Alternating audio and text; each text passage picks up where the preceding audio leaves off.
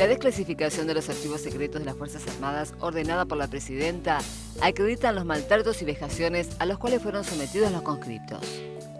Desde el CECIM La Plata, marcaron que estos documentos corren el velo de los hechos que fueron ocultados durante años por las propias Fuerzas Armadas y serán un gran aporte para la justicia.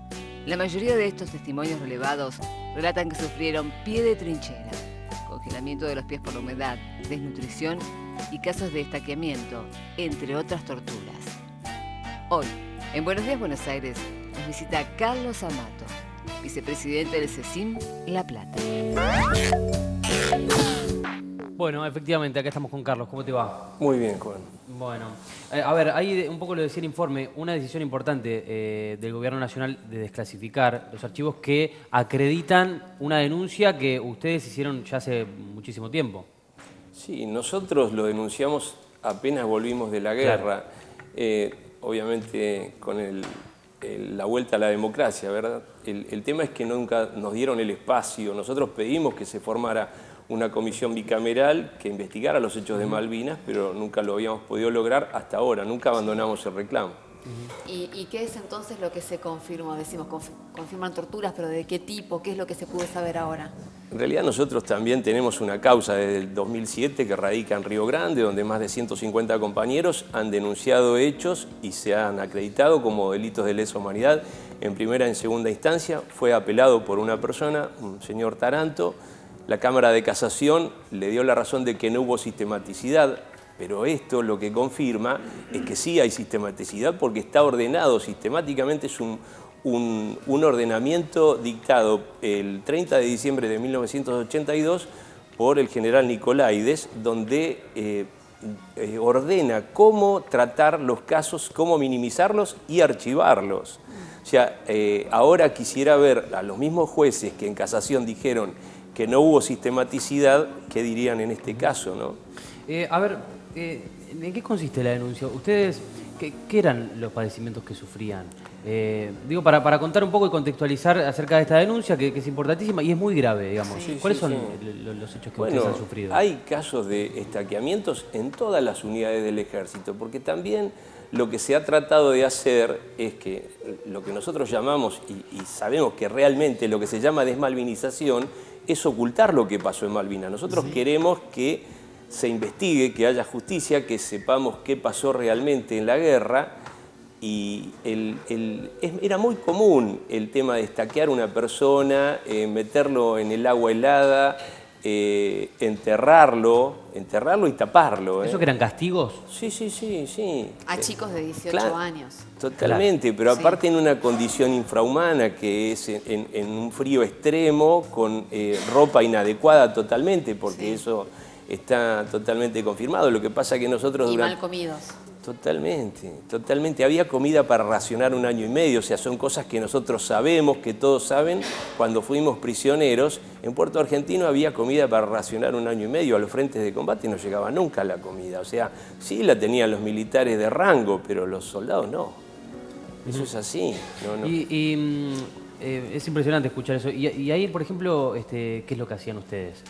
No tenían para comer, digamos, más allá de sufrir el hambre muchísimo tiempo y demás, pero ¿cómo se iban rebuscando y un poco saliendo de la denuncia? Después la vamos a retomar, pero es interesante escuchar ese tipo de testimonios porque ha sido muy grave realmente. Y tratando con animales, en el mejor de los casos, si pudieras, pero después yo te cuento personalmente, obviamente lo puedo relatar en primera persona porque estuve en un frente, en la primera sección de la compañía B del Longdon, que es la que sufre el ataque final, el principio del ataque final, y había una lata, meterle el dedo en la lata o comer cualquier cosa. Si hubiera una laucha, te comer en laucha, lo que sea. Hemos comido cuando había, comer de una bolsa de azúcar, no sé. Digo cuando había, o sea, ya después era... Por eso todos perdimos muchos kilos. Yo perdí más de 30 kilos. Una locura. O sea, era una cosa que parecía de... ¿Cuánto tiempo estuviste allá? 64 días. Pero claro, la condición, salvo los primeros días, después era extrema. Y en el medio de todo esto, digamos, y retomando un poco lo de la denuncia, este tipo de castigos que nos decías, los hacían bañarse en el agua con un frío absoluto, extremo, como decías vos.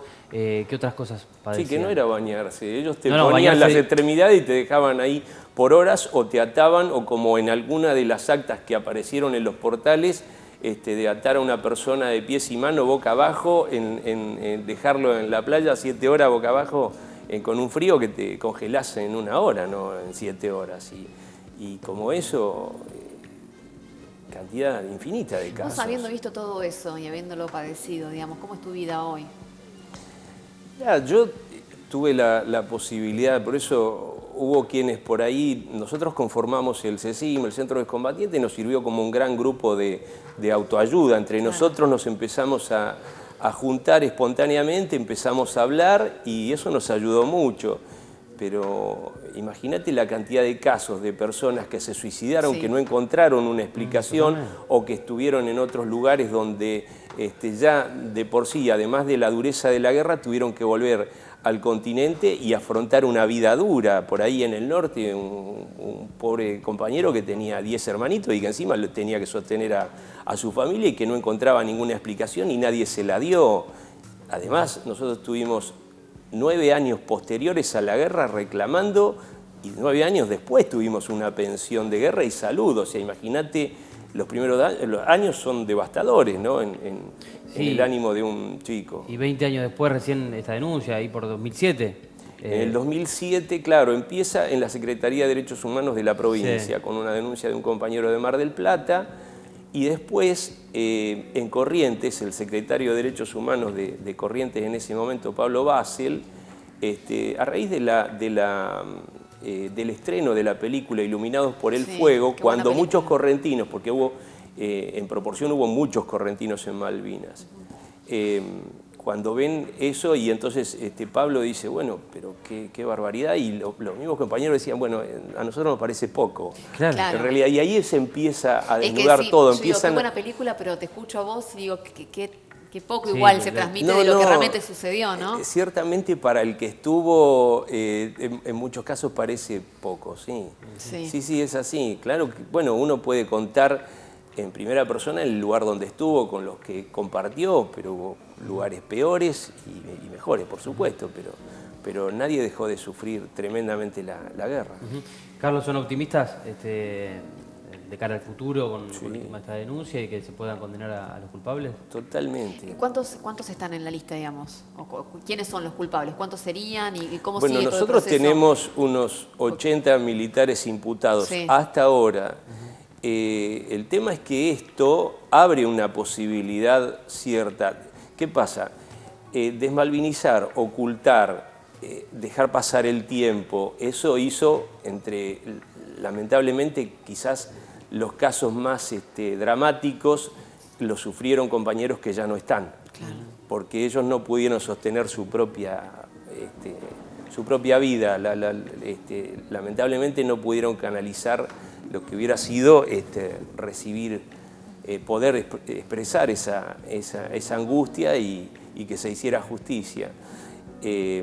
Creemos que se van a abrir muchas más posibilidades, porque también muchos militares dijeron, no, bueno, esto pasa en todas las guerras. No, no pasa en todas las guerras, que vos ponés sistemáticamente cómo tratar la denuncia, cómo alejar al tipo herido, a la persona herida que venía, decirle, bueno, trátenlo así, no lo pongan en contacto acá, bueno, todo tan ordenadito que vos lo ves, y realmente yo a veces me salgo un poco de la viste, ahora, bueno, lo estoy contando, pero por ahí me da muchísima bronca volver a revivir todo eso, la forma que te trataban como si fueras nada, o sea, humanamente. Por eso nosotros decimos que también que es los mismos militares que ejercieron el terrorismo de Estado, muchos de ellos los mandaron a Malvinas y ejercían las mismas formas de tortura. Totalmente. Claro. Carlos, gracias por haber venido. No, gracias a ustedes por el espacio. Bueno, muchas gracias.